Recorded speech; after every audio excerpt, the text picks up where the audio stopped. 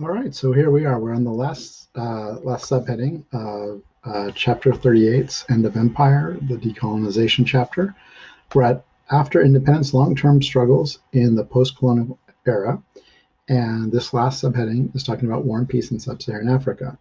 So it's important to note that after there, in many of these countries, there was a huge elation at getting their independence from colonial masters. However, they had a lot of issues of keeping things in a democratic fashion. One of the things that you need to have for democracy to work is um, you need to have togetherness. You need to have a national bond with the other people. In democracy, you have to be willing to say, even though I don't want it to be this way, things are going to be how I don't want, but it's okay because more people want it the other way than my way. That is a huge step. And so what's often going to happen is that a lot of these countries, again, have borders that were made by Europeans for European purposes. And so to create those national bonds between these sometimes vastly different ethnic groups with different languages, different religions, and it's going to cause a lot of conflict. And once conflict happens, eventually, if conflict can't be resolved, it leads into wars. And if it leads into wars, then are the civilians in charge? No, then unfortunately the military leaders often get in charge. And as we've talked about over and over again, being a great military leader does not make you a good administrator. And that is true in Africa, in Europe, in Asia, Latin America, everywhere. So what ends up happening is your book talks about the Organization of African Unity, which was created in 63, and that was going to try to help mitigate these issues of these new countries that were trying to figure out how to make this work. Nkrumah is one of these first people who really started to, try to create this Pan-Africanism so that they can kind of rise up and have their place in the sun. And even Nkrumah is going to become unpopular. He's going to be overthrown in 66. And so what's going to happen is in Ghana and a lot of these other countries, we're going to have a lot of these military dictatorships. What's going to happen is that the other important thing to note is one of the decisions that they had to figure out was that originally they had to figure out is, well, what should the borders be? Because again, these are European borders that are superimposed. And what the OAU has decided, and what they've decided basically after that, is that even though they're problematic with all the infrastructure already built in, and just the never-ending disputes that would come from letting every single tribe or ethnic group have self-determination, it would just be too much of a mess. And so we have all these different military leaders who have been put in control. One of the places that has the most unique story is going to be South Africa. And South Africa is going to have a huge amount of white settlers who live in there, a minority by the amount of people living in the country. But what's going to happen is, again, through the Boer War and things that are going to happen, is we're going to have this group of white settlers who are very firmly entrenched in leadership. They also are going to help with industrialization and help to grow a prosperous economy, especially for the white people there. So what's going to end up happening, though, is to maintain their power, they're going to create this system called apartheid, which is just the easiest way to put it is legal separatism or legal persecution based on your race. And so what's going to happen is that the white people are going to basically bond together, and they're going to set up this white supremacist, racist government in place. One of the ways they're able to do that is they are basically going to 80% of this land is going to be under the hands of white residents, and everyone else is going to be forced into, these different groups. And one of the things they do to maintain their power is they make sure to put a lot of different ethnic identifications. And this is one of the things which is and then, beyond that, even have other segregations. And one of the reasons they're doing that is they don't want, obviously, if all of the Africans, all of the black Africans are able to combine, they're going to be able to overthrow the whites. And so what they do is they create all these divisions and reinforce these divisions between these different ethnic groups. So, as you'd imagine, not very popular with the non-white population. And so one of the groups that rises up here is going to be the African National Congress. So it's African National Congress, but this is in South Africa. And so what's going to happen is that its most famous leader is going to be Nelson Mandela. And so what's going to happen is in 55, they're going to create this freedom charter, this official, like, hey, we need to have equality. We need to get rid of this racial rule. And the whites who are in charge are obviously not a fan of that.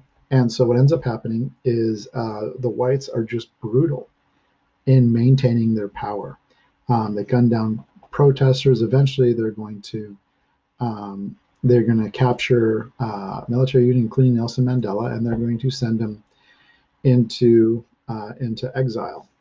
Now, one of the things that happens during this time is, with everything else that's happening in the ideas of like the civil rights happening in the United States and in European countries, is going to be this rise of this idea and this recognition of the white people were unfairly putting themselves in charge. They were creating these systematic racial structures that were very helpful for the whites, but could hurt other races, even if they weren't directly racial. And so one of the people in South Africa who is in prison, but just does not sway from the idea of having a united country and wanting to and calling for non-violent ways of taking power back, is going to be Nelson Mandela, which is going to be a shift from what he was like before. But what ends up happening is the world starts boycotting South Africa, is that other countries start calling out what was happening in South Africa and refusing to do business with them. And it was causing huge issues. And South Africa the leadership started to realize, hey, things have to change. And so de Klerk was the president of South Africa in '89, and he starts to dismantle the apartheid system. And what this eventually does is includes releasing Mandela from jail, and works with Mandela and the ANC to kind of negotiate, like, how do we end this white minority rule? And so through that, the first true free elections of both the whites and the blacks in South Africa is going to be in '94, and Mandela is going to be the first black president. And so what's going to end up happening is that South Africa definitely has its issues, but in some ways they're kind of seen as a potential model now, not when they had apartheid. Now they're kind of seen as a potential model of kind of making it work. And so, so the last country we're going to talk about is the Democratic Republic of Congo, which originally was called the Belgian Congo, and it's going to be changed into Zaire in '71, and then today is known as the Democratic Republic of Congo. And unfortunately, this is another example of the Cold War essentially creating and abetting a a corrupt but non-communist leader. And so what ends up happening is that Lumumba is a Marxist who's democratically elected, but is then is killed in a military coup by Mobutu, who's supported by the U.S. And again, from the U.S. perspective, it's that, hey, we're trying to prevent communism from gaining. Again, this is in the '60s, so we're still totally in the containment, brinkmanship, era of the Cold War. And unfortunately, Mobutu is going to really create this really corrupt government, which is very unstable. And so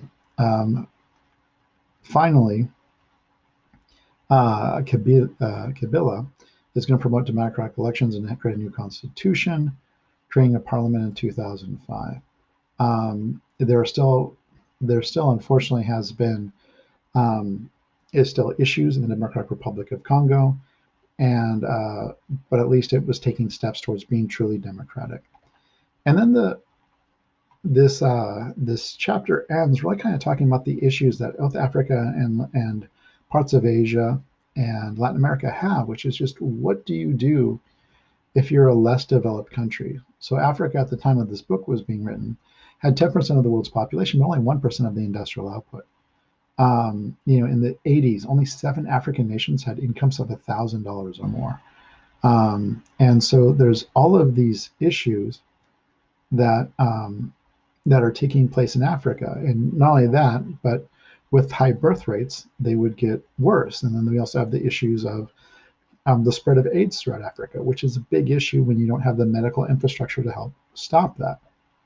And so what ends up happening is Africa, like Latin America, and these other countries are just in this lurch. It's like, well, we want to be modernized. Well, how do we be modernized? Well, we have to be capitalist, and you have to basically provide, export a lot of things to produce money, and then to do that, then you have money as a country. But the issues is that can really exploit your population.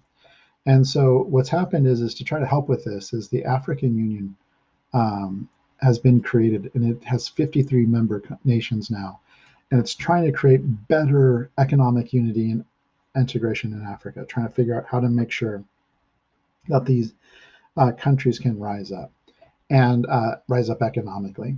And so that's one of the things that they're trying to do. So it's happening better in some countries than others. In some ways, Nigeria is on track to become a world power by 2050. Kenya is also doing well. South Africa, in some ways, is doing well. But it becomes a huge issue on how do you keep people united, and how do you get gain economically. And that's one of the issues that it's not in your book, but I have to mention.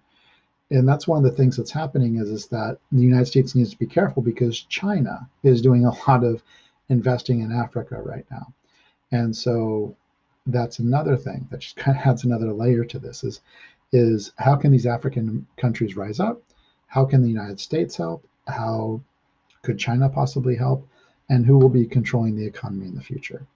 So with that, that is the end of chapter 39.